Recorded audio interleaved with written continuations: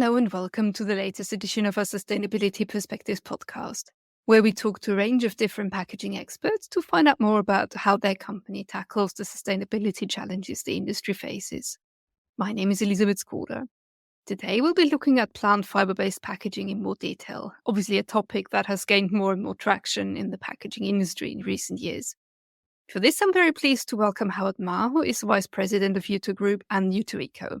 He'll be talking about promising new plant materials and R&D in the sector, and we'll discuss a variety of fibre-based packaging innovations that address some of the key challenges the industry faces. So, welcome, Howard. I'm very pleased to have you on the podcast with me today. Thank you, Elisabeth. Thank you. Hello, everybody. I wanted to start with quite a broad question. What key trends have you observed in the packaging world, particularly around sustainability? Okay, so I think the packaging industry is a rapid changing industry. So in the recent years, I think the packaging industry has witnessed a significant swift towards sustainability. For example, it is driven by both consumer demand and also regulatory pressure. I kind of concluded the key trends into four major areas. So, for example, I'm seeing there's a strong move away from single-use plastic packaging in favor of a material that are biodegradable or home compostable, such as plant fiber-based packaging. So, for example, the plant fiber-based material like Yuto Eco's product, which are both biodegradable and home compostable, are becoming the priority selection of plastic substitute. Secondly, I think a lot of global leading companies increasingly looking to packaging design that can be easily recycled or reused, which contributing to a circular economy. So these include innovations in material that can be reintroduced into the manufacturing cycle with a minimal waste, such as water-based coating or even using embossing or debossing to replace the end user. A lot of brands are also prioritizing packaging solutions that can reduce their carbon footprint. For example, like using renewable resources and optimizing packaging design to minimize the material use and transportation emission, as well as adopting clean energy and improving water recycle rate. In addition, I think packaging companies are continuously optimizing production process to reduce energy consumption and also lower the carbon emission during the production.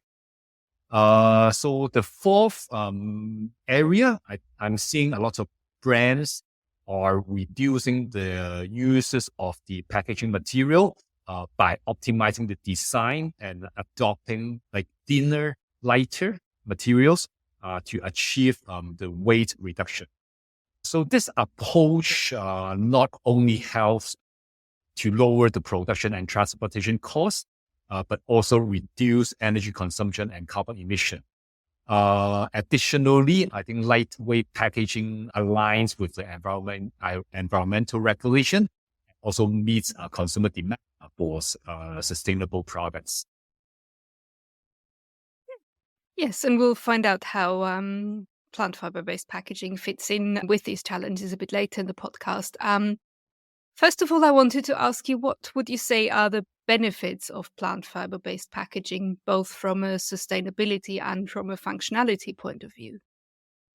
Okay, I think plant fiber-based packaging offer numerous benefits, both in terms of sustainability and also functionality as well. Regarding ability, I think because this is from using renewable resources like bamboo, sugarcane, and also other agricultural residuals. So it actually making it a more sustainable alternative to traditional plastic. And because these materials are biodegradable and home compostable, So it ensures that they would decompose naturally without harmless to the environment. Also, by using the agricultural byproduct, plant fiber-based packaging, which contribute to greater utilization of natural resources and also promoting a circular economy. So the second part regarding functionality, plant fiber packaging is highly versatile and can be molded into various different shapes and sizes. So it ensures both an attractive appearance and also excellent protection for the product. In the recent years, as Yutoeco continually optimize and upgrades plant fiber packaging in the functionality, so beyond its traditional use in consumer goods packaging, plant fiber packaging is emerging as a superior alternative to plastic, especially in the food packaging sector. With comparable performance in areas such as waterproof, and greaseproof, heat insulation, leak prevention, and visibility, etc. In addition, I think with growing consumer awareness of environmental issue, using plant fiber packaging is regarded as a responsible action, which is also helpful to the brand image. And I wanted to talk a little bit about fiber-based packaging that's made from materials other than wood. What would you say is the potential there, and how scalable are these alternative solutions? Though wood is one of the major material we are using now, but there's a lot more alternative. So, for example, I just mentioned, like bamboo, like sugarcane bagasse, and also like Yutoeco, we are continuing to look into a lot more alternative source, especially for some of the what we call the agricultural residue or secondary use of the plants residuals. So such as, for example, a giant fungus glass, which is one of the project we're working on. So actually, they offers a significant potential. So firstly, I think these materials are a fast-growing and renewable plants, which require less land and water than wood. While they're growing, I think they also absorb more CO2 during their growth, making them more sustainable. Also, the sustainability of this material is also promising due to their abundant availability, particularly in the region where these crops are already cultivated for other purpose already. So as agricultural byproduct like bagasse, they provide an additional revenue stream for farmers and reduce waste as well.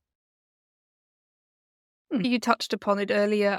What would you say are some of the challenges and limitations around plant fiber-based packaging?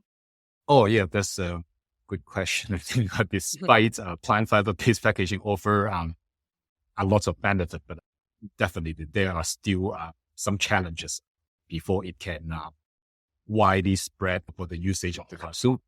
So I think there are two major areas. So first of all, I think performance. I think to achieve the same level of the barrier property, for example, like water barrier or air barrier, compared to plastic packaging, now is still very challenging. But I think it requires a additional continuing innovation in the new process or new material in order to solve that. So the second part, I think currently the production cost of plant fiber-based material is still, it can be higher than the traditional packaging, especially during the early stage of scaling up. So looking forward, while I think the whole industry is trying to find better way to improve the efficiency, I think we also need to look at it in the other way. For example, we need to assess the cost of packaging more from a life cycle perspective. So beyond the production cost, I think the end of life disposal cost of packaging must also be considered, taken into account. So the third area, which is energy consumption. So currently, I think the production of plant fiber packaging due to the process, which a lot like thermoforming, is still involving relatively higher energy consumption. But however, I think with future process optimization, energy consumption during the production will continue to decrease. Yes, and I wanted to ask you, how does Yutoeco innovate, particularly to address the challenges you just mentioned? Okay, thank you. So yeah, Yuto Eco, we are a very sustainability driven company, and our goal is also focuses on developing not only product but the including material or the process, focuses on how to make the whole life stream to be more sustainable. Actually, we established a Yuto Eco R&D Institute and the Solution Center, which dedicated to cutting-edge material research for plant fiber packaging based on custom performance-wise. These material achieve a lot of different functionalities, such as leak resistance, scratch resistance, anti-static function, etc. So in terms of energy consumption, we are actually in developing of a brand new forming process and using self-developed equipment, and also our unique slurry formulation plant, which can be highly reducing the energy use. And could you also give me some specific examples of some of Yutoeco's innovations that tackle the challenges that you mentioned before? No problem. So I will be more focused on the functionality at this part. So so we, of course, Yuto Eco has developed a lot of innovative solutions to address these challenges. One of the new technology we launched it in 2023 is called Eco-Lucent membrane, which is a cellulose-based film made from plant fiber, which provide excellent visible and also anti-fog properties, such as plastic. So it is actually a transparent film, basically made from a biocellulose material, which remaining biodegradable and also home compostable as well. So the second technology, which is the solution aiming for the PFAS-free, grease-proof, is called 4.0 technology. So which is one of our most significant innovation recently. We wanted to launch this technology by the end of this year. So it is a breakthrough plant-based functional material solution that enhance water or grease, oil resistant of the plant fiber packaging without relying on harmful fluorine-based or petrol-based chemical. So this technology ensure the packaging is safe for food contact and environmental friendly, 100% bio-based, and fully compostable. And I think most importantly, this technology has an excellent functionality and performance in very high and very low temperature. In addition to packaging, I think our lab, our R&D center is also actively researching different opportunity to use plant fiber to replace what we call single-use plastic. For example, a new product called plant fiber cat litter, which is made from a pure plant fiber. So we just launched this year. Thank you. And I wanted to wrap up this podcast by asking you another very broad question, looking a bit to the future. How do you anticipate the plant fiber-based packaging industry to develop in the coming years? Okay, so I think the plant fiber-based packaging industry is poised for significant growth in the coming years. As I think, first of all, as sustainability become a top priority for both consumer and regulations, I'm seeing the demand for plant fiber-based packaging will continue to rise. Secondly, I think the industry is also going to continue to work very hard on the innovation to improve the functionality of the packaging. So it includes a material and manufacturing process. So it will become more competitive to traditional plastic particularly in terms of cost and performance. So third, I think the governments around the world are likely to introduce more strictened regulation on plastic use. So it will further driving the adoption of sustainable alternative like plant fiber-based packaging. Plant fiber-based packaging will also play a critical role in the circular economy as well, so contributing to reduce waste, lower carbon footprint, and more sustainable business practice across the industry. So lastly, moreover, given the current imperfection in plastic recycle system, I think plant fiber packaging can address this shortcoming. There are still many potential application scenarios, especially in supermarket, aviation, and other sectors that currently rely heavily on plastic. I think the future holds even more potential for plant fiber solutions. Yes, definitely interesting times ahead. So that brings us to the end of today's podcasts. Thank you very much for a really interesting discussion, Howard. Thank you, Elisabeth. Thank you.